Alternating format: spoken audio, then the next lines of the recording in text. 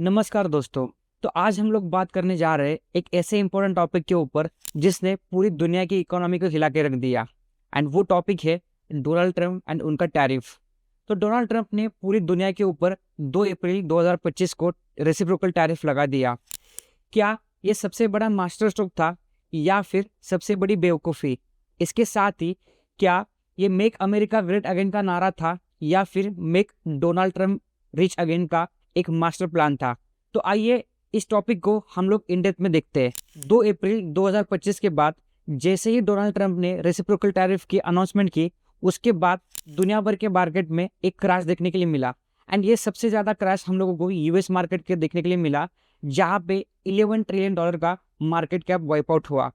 अभी reciprocal tariff लगाने के बाद सबसे मेन चीज़ थी कि क्या कोई कंट्री इसके ऊपर काउंटर टैरिफ लगाएगी या नहीं। एंड चाइना ने बिल्कुल नज़रअंदाज करते हुए यूएस के ऊपर टैरिफ लगा दिया।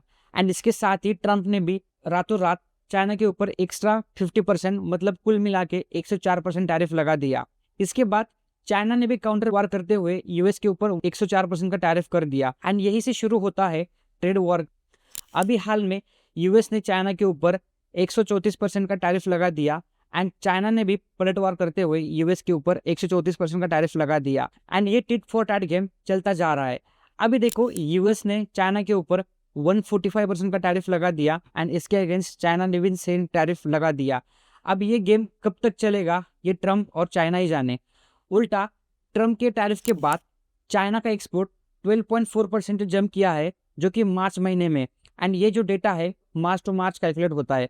एंड ये एक्सपोर्ट 17 महीने के ऊंचाई पर है।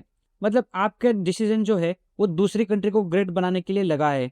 इसके साथ कहानी में एक ट्विस्ट भी है।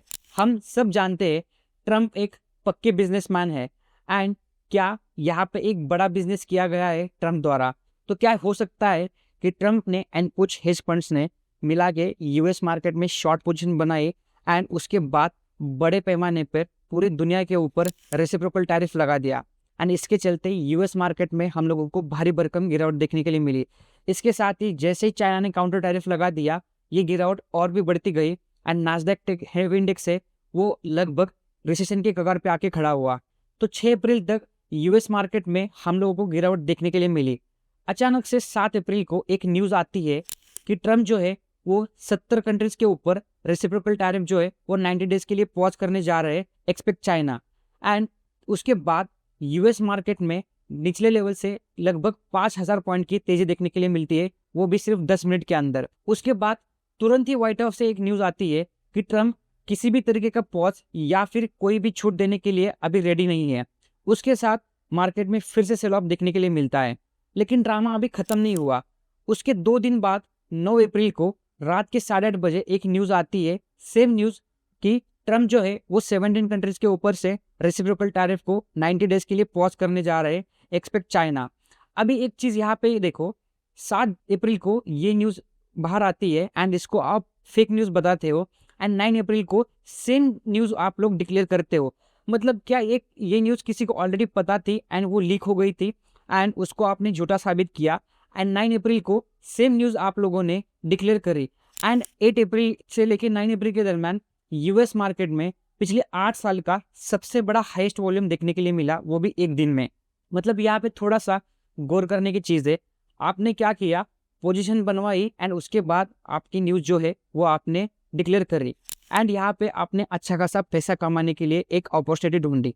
इसके साथ ही ट्रंप ने अपने ऑफिशियल एक्स हैंडल पे ट्वीट करते हुए बताया कि this is the greatest opportunity of buying. इस न्यूज़ के बाद S&P 500 जो कि यूएस का मेन इंडेक्स है, उसमें 2008 के बाद सबसे बड़ा उछाल, जिसमें नास्डैक जो है वो 13%, तो S&P 500 इसमें 10% की उछाल देखने के लिए मिली। अभी सवाल एक ही आता है, क्या किसी ने ऑलरेडी पोजीशन बना के रखी थी? आपको क्या लगता है इसके ऊपर कमेंट बॉक्स में ज़रूर बताना। एंड इसके बाद पॉजिटिव न्यूज़ का सिलसिला शुरू होता है एंड संडे को ट्रंप अनाउंस करते हैं कि चाइना से एक्सपोर्ट किए जाने वाले इलेक्ट्रॉनिक इक्विपमेंट जैसे कि smartphone and computers and chips के ऊपर से टैरिफ को हटा दिया गया। मतलब चाइना जो सबसे बड़ा सप्लायर है इलेक्ट्रॉनिक्स गैजेट का, उसी के ऊपर से आपने टैरिफ हटा दिया। हालांकि चाइना बाकी भी जैसे कि हाउस होल्ड या फिर प्लास्टिक में भी अग्रेसर है एक्सपोर्ट के मामले में, बट आपने मेन चीज़ों के ऊपर से टैरिफ हटा दिया। तो मेन चीज़ है कि अगर आपको टैरिफ हटाना था तो आपने लगाया क्यों। एंड सेकेंड चीज़ है कि अगर कोई कंट्री काउंटर टैरिफ लगाती है तो इसके लिए आपके पास बैकअप प्लान क्यों नहीं है। आप जस्ट उसके काउंटर के ऊपर काउंटर टैरिफ लगाते जा रहे हो और मेनली टारगेट कर रहे हैं चाइना के ऊपर। तो मेन मकसद चाइना था या फिर पैसा कमाना। तो यहाँ पे दो चीज़ें सामने आती है, या तो ये बेवकूफ़ी भरा कदम था या फिर एक स्कैम था। मतलब आप यहाँ पे समझ रहे हो, सबसे पहले टैरिफ लगाओ, मार्केट गिराओ, पैसे कमाओ एंड धीरे धीरे सारे चीज़ें नॉर्मल करने की कोशिश करो एंड अपनी टारगेट कंट्री को भी टारगेटेड रहने दो। तो क्या ये मेक अमेरिका ग्रेट अगेन था या फिर make Donald Trump rich again?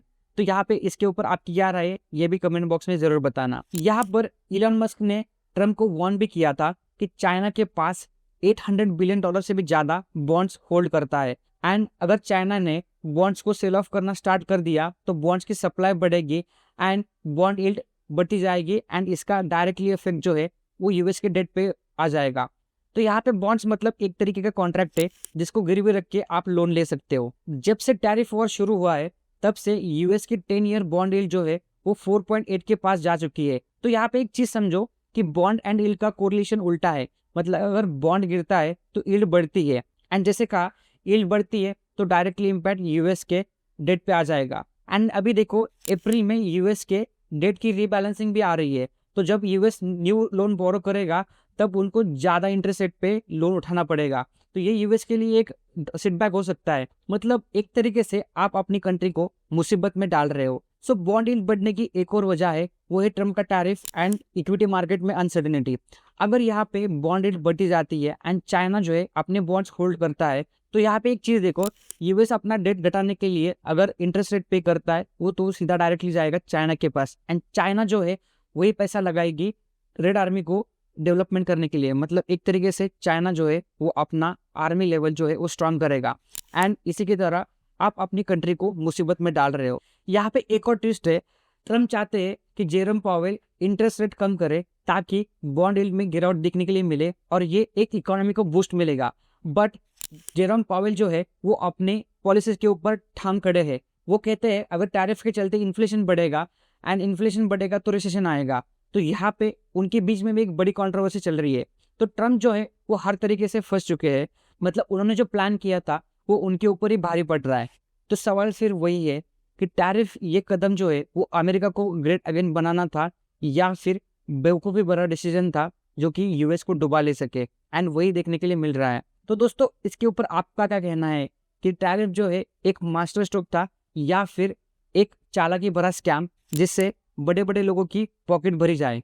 And इसके बारे में आप कमेंट सेक्शन में जरूर लिखना एंड ऐसे ही इन्फॉर्मेटिव वीडियो के लिए चैनल को लाइक शेयर सब्सक्राइब जरूर करना एंड आगे जो भी टैरिफ के रिलेटेड न्यूज़ आती है इस चैनल पे हम लोग आपको विस्तार में बताएंगे। Till then stay invested and stay happy.